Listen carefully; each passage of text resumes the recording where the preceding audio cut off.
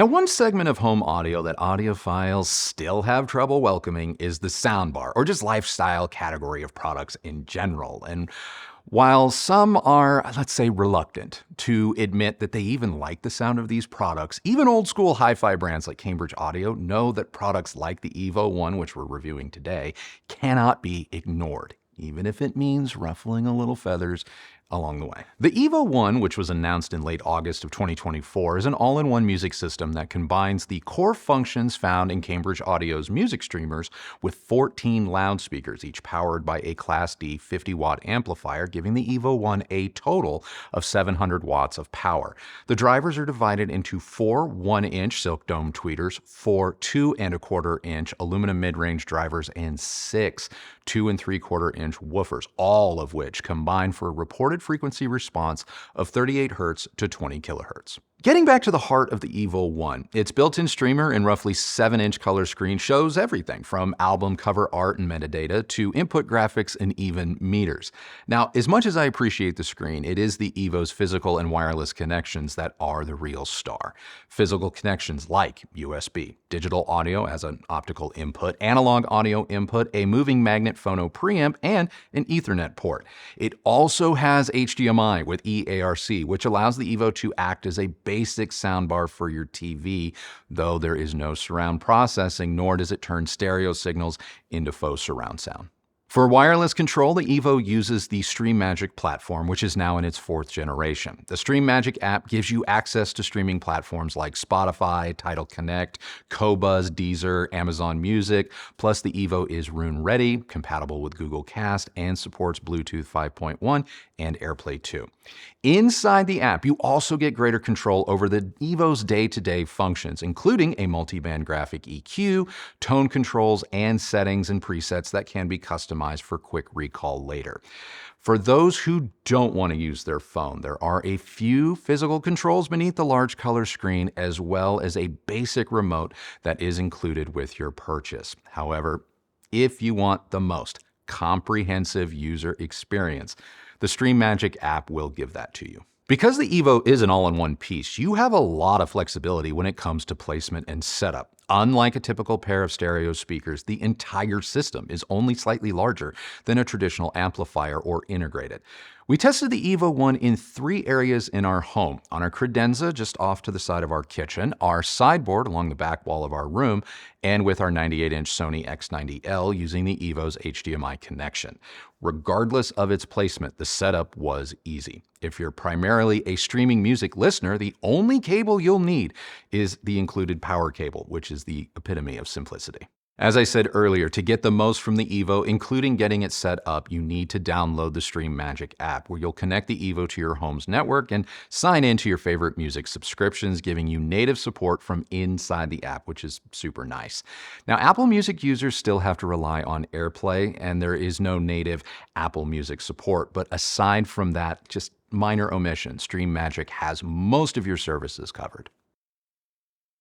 Inside the app, you can also adjust the Evo's room compensation settings, which some folks have mistaken for room correction. To be clear, the Evo 1 does not have room correction like Odyssey or Dirac. Now, it has some basic DSP presets that adjust the sound based on the speaker's, proximity to boundaries and the room's overall reflectivity, all of which are adjusted manually using a graphical slider. In many ways, it's no different than a loudspeaker with a boundary compensation switch with options for, say, corner, wall, or freestanding. Room compensation can still be really helpful in attenuating bass or high frequencies, without needing additional EQ or tone controls, so please do go ahead and experiment.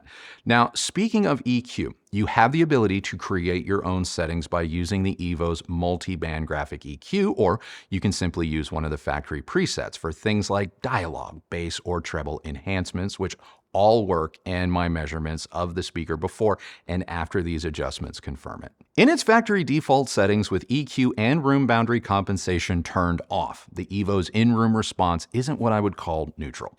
There is a considerable amount of bass energy, which is not surprising. After all, many smart lifestyle-oriented loudspeakers tend to juice the bass for maximum impact.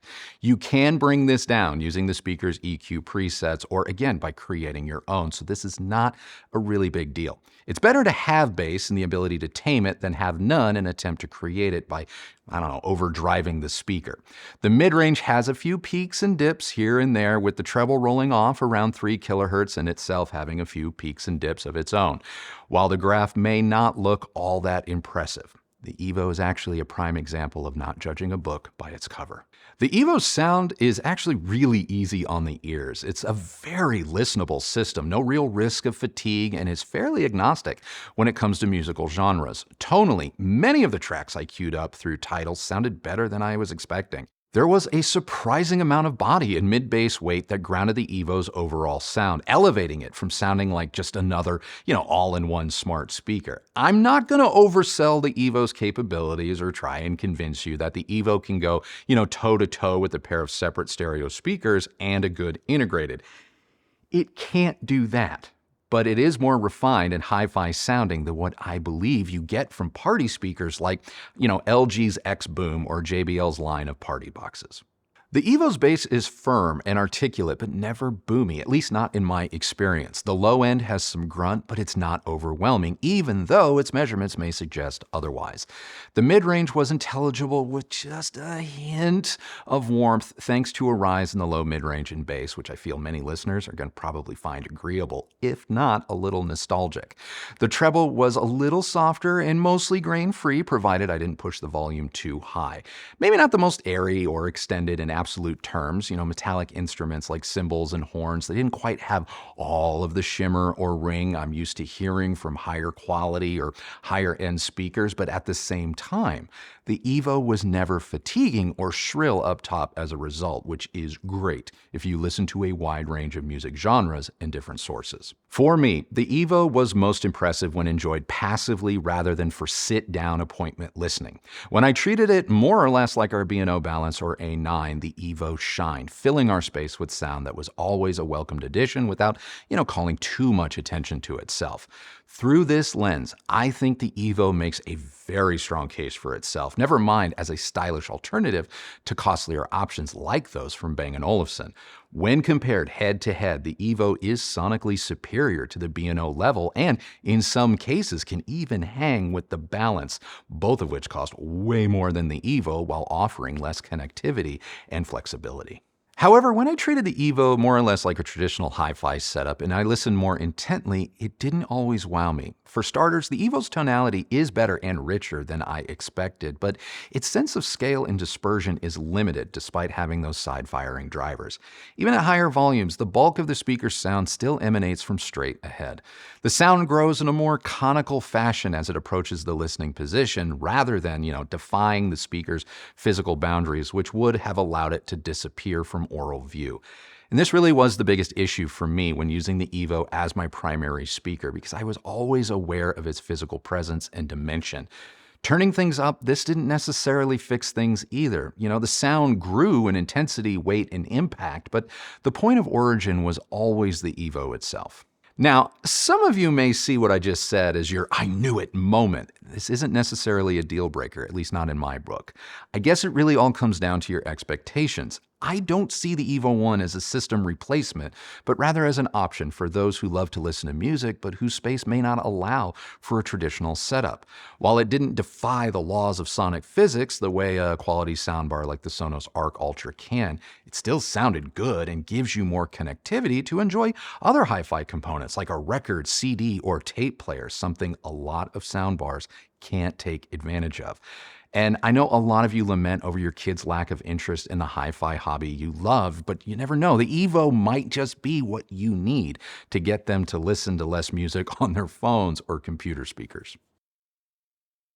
And when connected to a TV, the Evo elevates the experience by bringing better scale and weight to your favorite shows and movies without suffering, the tinny sound of your TV's built-in speakers.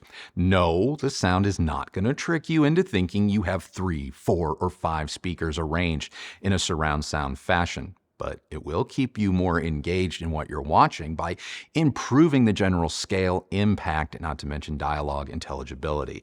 If you want to use the EVO as a soundbar alternative, I recommend placing it as close to the bottom edge of your TV as possible. And I say this because doing this will make the sound, more importantly, dialogue, sound as if it's coming from the screen and not several inches or feet below. Compared to Bang & Olufsen products like the Level, the EVO is likely the smarter buy. It's not quite as pick up and go as the Level. The EVO has more comprehensive feature set though, including a built-in phono preamp and HDMI connectivity, not to mention a larger, more full-bodied sound. When compared head to head, the Cambridge sounded more true to life and richer.